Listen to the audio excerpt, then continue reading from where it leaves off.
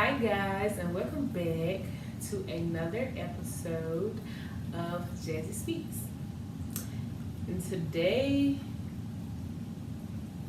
we're gonna get into it. How to overcome fear and doubt.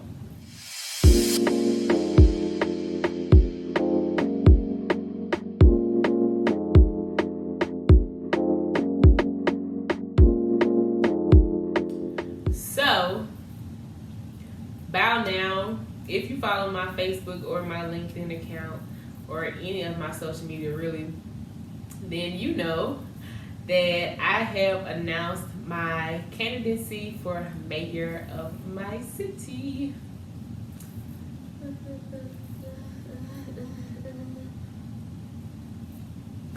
I am officially running for mayor.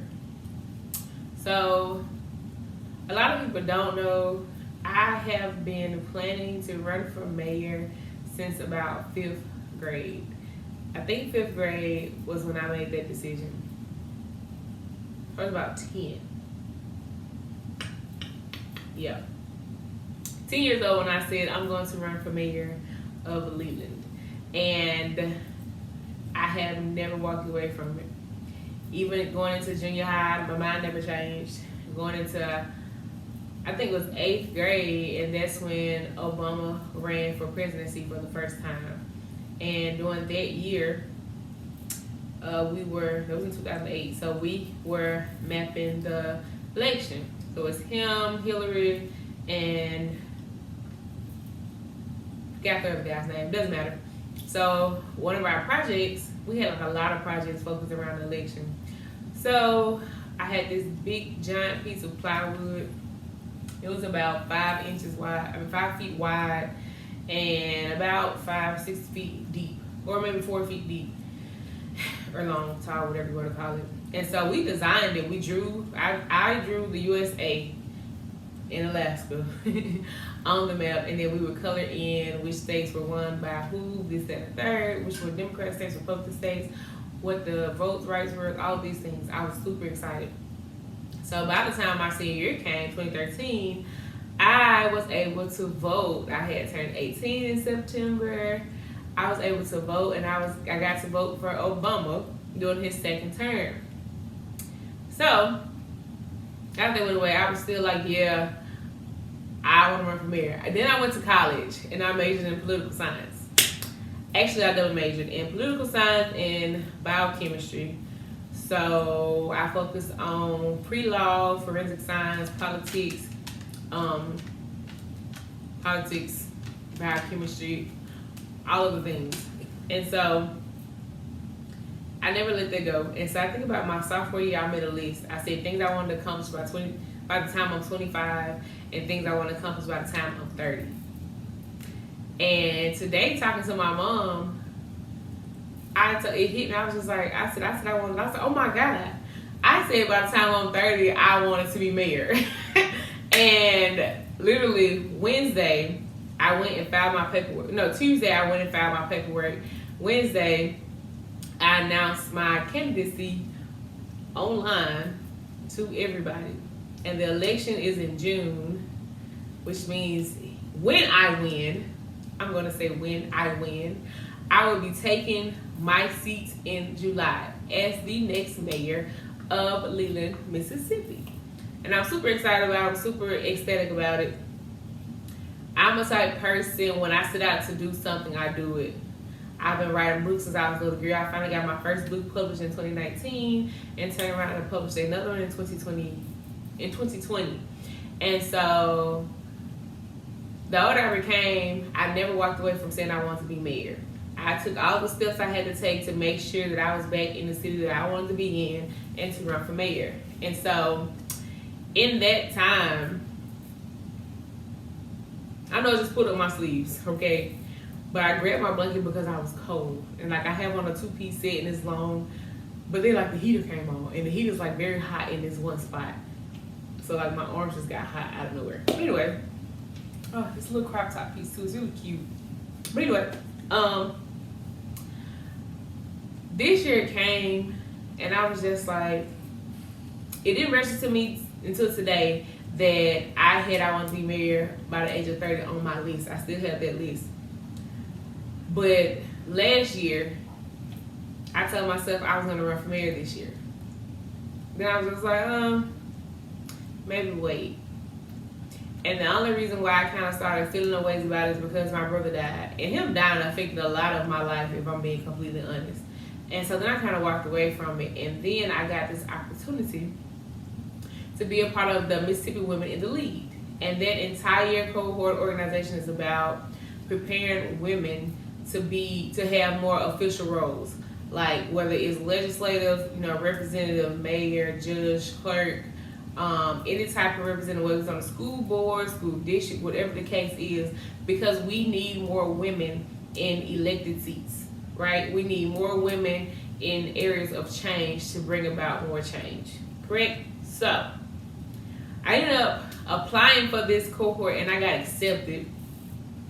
And the way things were lining up, I said, okay, God, to me, this looks like a sign that I need to be running. So I was like, okay, I'm going to run. But my hesitation of it from earlier last year, I was just like, well, I didn't want to run against my current mayor.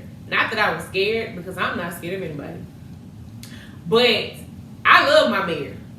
My mayor is cool, chill, laid back, and he did a great job. He has done a great job. He's brought businesses here, FedEx, Budweiser, the McDonald's double quick thing, because we had a double quick, then we got another double quick and McDonald's, right? So he has done the great things. He's also a business owner. He owns several businesses in our city. And every time I start a new business, when we did the ribbon cutting for our new daycare, our nonprofit, our church, all the things, the city chamber was there. We walked the city. When the people came in, we were supposed to, uplift, doing the walkways and all of those things. He was there. He came and did the speech at our ribbon cutting, all of the things. And he's very supportive, and he always says, if you need anything, call. And he has no problem with answering his phone. Those are the type of qualities you want in a mayor, right? So I was like, okay, well, I don't really want to run against my mayor. And then I went to my opening weekend thing with the Mississippi Women in the League. And so I was up there telling them, I was like, no, run for your seat, run for your seat, run for your seat. I was motivated. I was like, why wait? And I was just like, I can wait till next year. And I thought about it. It's a 4-term year, for us, right? And I was just like, wait. And I did the math. I was like, if I wait until the next term, I'll be 35. And I was like, I don't want to do that. But then I was just like, well, maybe, do you really want to be a mayor and you're single, because what about the whole dating thing and marrying all that? I just kept thinking about scandal. Then I thought about, well, it's Leland. We're small. Well, how is that a scandal? You're not outside. Anything, right? And so then, too, I was like, okay, well, I had just all these different things popping in my head. And like I told you, I'm not a person that bags down from anything. And so then, I guess a few months later, I found out that my mayor was no longer running. And somebody said it to me. I said, really? They was like, yeah. They said this would be his last time, blah, blah, they said third. I said, oh, interesting. And then somebody else that came and told me, they was just like, they said that, and the mayor said, he not staying in, blah, blah, they said third. And then they told me somebody said they were running. And I just started laughing. So he looked at me, he was like, what's funny? I said, I'm running for mayor. He said, are you really? I was like, yeah. I said, you gonna vote for me? He said, well, I can't vote for you. He said, but I'll put your shirt on my face, put your face on my shirt. I said, okay. And the more it kept coming, I said, you know what, I'm gonna do this. So I made out my plan. I had already mapped out all of my things. I had already been doing the research. I'm going to the courthouse. I'm doing all the training. I already decided come January I was gonna find my paperwork and make my announcement.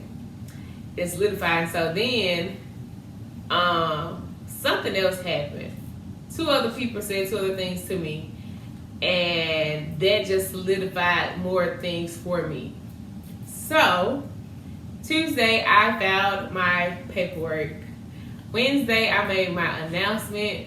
Today I found out that through all of first of all, making announcements, the people that I told up until right until I filed my paperwork, were so supportive. Oh, you have my vote. I can't wait for this. I have so many people who have been very secretive, not saying, that I'm going to run for mayor. They've just been biting their tongue, keeping their peace, holding their mouth, right?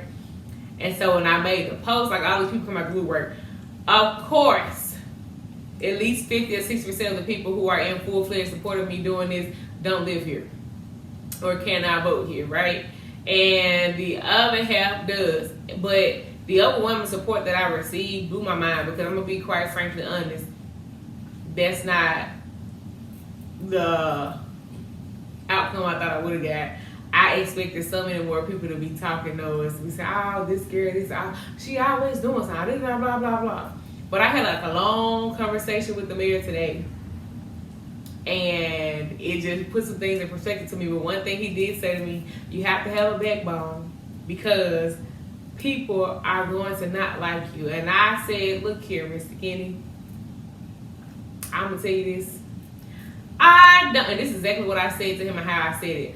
I don't give a flying flip who does not like me, because most people my age from our town do not like me because I'm not doing X, Y, and Z, because I'm not out here blowing this and third, and because I choose to do things. I said, but I don't care who does not like me, because you're not doing anything for anyone. You're not even doing anything for yourself. I'm out here every day, actively trying to make stuff better for my community, for my area, for the Mississippi Delta, for the whole state of Mississippi in general. So why would I care about who does not? I said I can count on one hand right now how many people in this city I can call for anything. And they're blood related. So let's be very clear. I said people have never liked me. I said right now, we have so many functions at my building. They come get my food. They come get this free, that free, and this free. How many of them come and support me? None. I said, they already don't like me. I don't care. How's they going to pay? He said, well, that's the attitude you need right there, because you're going to have to make some hard decisions. I said, decisions have been made. And all of that to say, when in doubt, push through.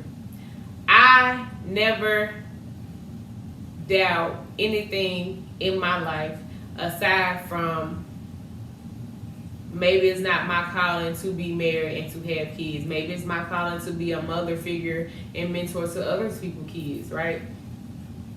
That's the only thing I doubt, and it's only because I'm at this age. And it's more so because I can't see it. But also, and however, everything else that I've set out to do has played out. It did not play out the way I thought it was going to play out, but it played out how God wanted it to play out, when He wanted it to play out. And so, looking at this, I'm just like, I had doubts. I was just like, maybe wait until the next year. To the next election. And there was doubts, and then like, okay, maybe. And then I was just like, you know what, God, listen. Show me something. I said, God, show me something. God didn't show me something. He showed me a whole lot of something. Furthermore, He put it in.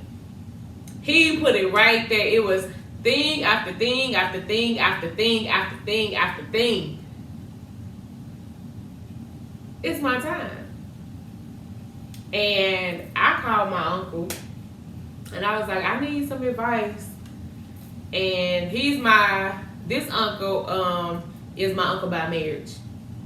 Actually, in reality, the lady he's married to she's my aunt, because she was married to my actual great uncle. So they're not blood related to me, but my family is like a cult. Once you're in, you're in. That's just that. So I called him. I was like, because he's run for a position several times. And I was like, I'm calling for some advice. He was like, what's going on? I said, I'm running for mayor. He was like, what? He was like, Jen. I was like, yeah. So I was just like, I said, well, I didn't get to tell him the advice that I wanted, because he was just like, I don't know what this is exactly how the conversation went. I don't know what you're calling me for. I done ran 5 times and I'm 0 for 5, and that tickled me. And I was like, and he just wanted to rant. I said, sir, that's not why I called. I said, and I was like, has it been 5 times? He said, how many times you remember voting for me? I said, I don't know. But I'm just like, sir, my whole thing was, and I was telling him why. He was like, oh, so he decided to give me what he wanted to say anyway. He was like, be mindful what you say. because they gonna take it. I don't care what you say. They gonna find a way to turn it into the complete opposite. He said, well, scratch that. They gonna, if you say something good, they gonna make it out to be bad. If you say something bad, they gonna make it out to be worse. He said, so be mindful what you say. I said, I don't care about that either because I'm not saying anything to anybody. He was like, and don't say nothing about, or he asked me who was running against me. Don't say nothing about, get back. Don't say nothing about your opposition. I said, I'm running for mayor for the City of Leland. If I'm running, what time, if I'm an honest candidate and I'm in here to do something real, what time would I have to be focused on this person? I don't care who else is running for mayor. I don't care what you're running for and what you do. I'm running because I said there are things I want to see happen in Leland. That's why I'm running. So whatever the next person doing ain't got nothing to do with me. Even if they say something, I don't care if you say what. Let me tell you one thing. They talked about Jesus, but they murdered him. Intestines hanging out his body, and he took it, never said a mumbling word. Do you think I can't sit here and listen to people talk? People have been talking about me all of my life. For as long as I can remember, people have disliked me. For my name's sake, at that. You have no legitimate reason as to why you don't like me. Kid you not. I make a post saying I got accepted into this, I got accepted to the Mississippi Women League. Don't you know, somebody called me to tell me that somebody I don't even know, but so I can't stand that bitch. She always doing something. What? How you mad about an accomplishment I achieved? So again, people talking about me does not deter me. And he was just like, I just want you to be mindful. He was like, what if you lose? I said, and if I lose, so what? First of all, I don't go into anything thinking I'm going to lose. That's just who I am. Second of all, if I lose, I'm running again in the next term, and I'm going to keep running. Furthermore, Mississippi Women Leading already prepared us. It's not about losing, baby. You lose up. Because if you lost this time, you know what you need to do for the next time. Okay? You only lose if you don't get back up. If you keep swinging for another day, you got a fighting chance. The moment you lay down, it's a wrap. That's just what that is. And all of that he said, and that's why Mom was like, I said, I laughed throughout the entire conversation, but the more I look back on it, that was kind of a little depressing conversation. He was like, but he ended up with, don't let what I say deter. I said, oh, nothing you finna say finna deter me for what I want to do. Nothing. And my mama told me about the phone call she has had with several people. And people just like, oh, they gonna come for Jazz because they jealous of Jazz because Jazz on this, that, and third. So people gonna purposely not vote for blah blah. And I'm just like, the main people who are running their mouth about me are people who don't even vote. But I told my mama, I was just like, the people who don't vote gonna actively go and make sure that they vote this time just to vote against me. Just to vote against me. But I don't care. Because listen, I could allow people's opinion of me to deter me for what I'm doing. But if I did that, I could allow people's opinion of me to deter me for what I'm doing. I could allow the evil, spiteful, low-down, untruthful things people say about me to deter me for what I'm doing. I could allow myself to deter me for what I'm doing. I could allow somebody else's doubt to deter me from what I'm doing. But then I take a step back and I look and I think, people talk about me because I am doing.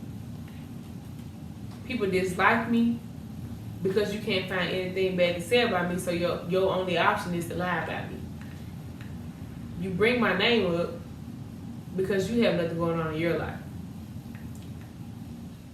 If I stopped because of what other people said about me, I wouldn't be where I am today. And that's not me bragging. If I stopped because somebody said, don't nobody want to hear that, I wouldn't be a published author. I wouldn't have sold as many books as I've sold. Why would I stop? For what reason? If I stopped, I wouldn't feed over 1,500 people a month.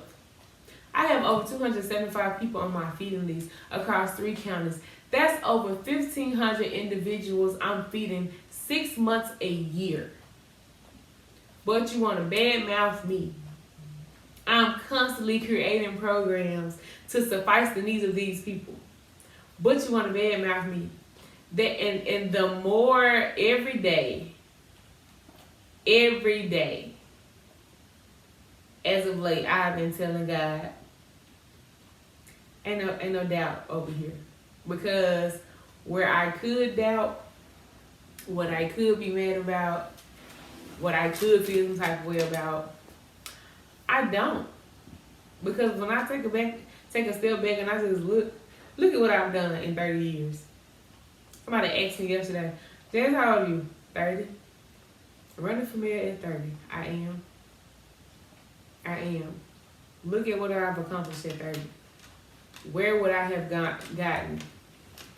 I don't know what is with my dog. Love trying to put her think about it on my blankets. Get back. Where would I have gotten, if I allow other people to get in my head? If I allow my own stuff to get in my head. And that's something that my dad just kind of stayed on me about too, the spirit of error.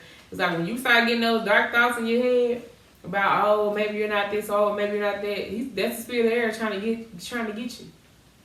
Notice, the more you get those thoughts, the more you know you're doing right. I'm not going to let you deter me. I have more people wanting to see me excel than I do people wanting to see me fail. I have more faith in the abilities God blessed me with than I do doubt in the possibility that I may or may not be a wife at this age. Too many things are going right for me to doubt anything. And when I get in the stage of maybe, just maybe, that is not my calling to be, because in this stage of life, the only thing that I doubt is my role of my dream of wanting to be a wife and a mother. Them the two roles I have not gotten. And when I get in that mindset, I go to my word. And every time, I don't care what verse of what chapter of what book in that Bible, it be God. He be like, girl, I got this. Chill out. Every time. I got this. Chill out. That's all I hear him tell me every time. Because Sarah and Abraham, baby, them and God been getting at me. They've been getting at me. But if you don't know, now you know. Jasmine Sade Styles will be the next mayor of Leland, Mississippi. And if you want to people saying, I hope she don't win. Thank you for thinking of me. If I don't win, you will see me again. Just be prepared because it's Madam Mayor. Thank you. I'm cute. But no, it is. Madam Mayor. You can address me as such. You can address me as such. Madam Mayor, how are you? Oh, Madam Mayor, yes. Yes, here. Present. How are you? To all of you who are praying on my downfall, God don't play with me at all. Actually, you better ask about me. What's funny is that people who I thought wouldn't support me did. Or so I think. But you don't never know. People be all smiling in your face. You don't know till the votes come out. Till the result get out. You know what I'm saying? Look at Trump and Kamala. Look how that election turned out.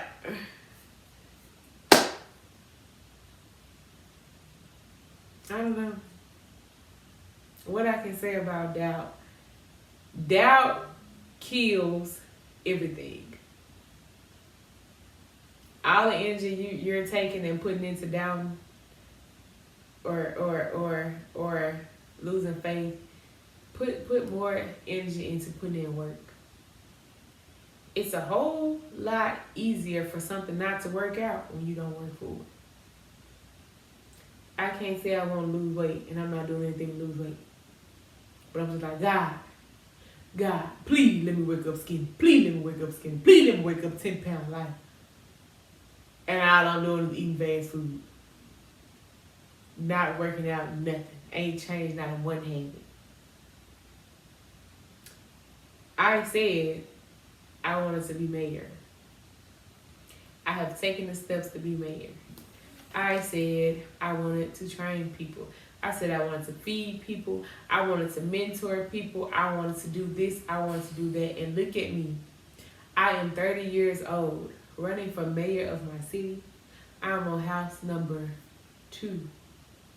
I bought myself and this is not me bragging, I bought myself a custom built Cadillac that I'm about to trade in and upgrade.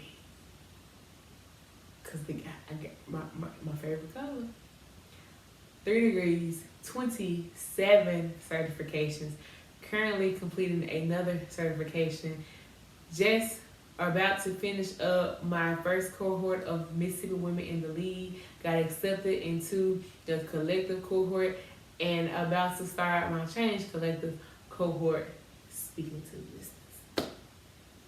6-time business owner. This year, 2025, not only will I be the new mayor of Leland, I plan to break ground on my gym, building it for my brother. I plan to break ground on my coffee shop. I plan to break ground on 2 other things. I plan to purchase my building for Jazzy Speaks Consulting. I plan to have 15 streams of revenue coming in by the end of the year. I plan to have 10. There's a lot of people. At least 8 other employees under me across my other 3 businesses, not including my childcare business. That's already done. I plan to be the best thing walking come 2025. And by best thing walking, I mean my mayor did a great job. Now it's time for me to do an even better job. Thank you for tuning in to Jazzy Speaks. Don't forget to like, comment, and subscribe so you can keep up with the next mayor of Leland, Mississippi.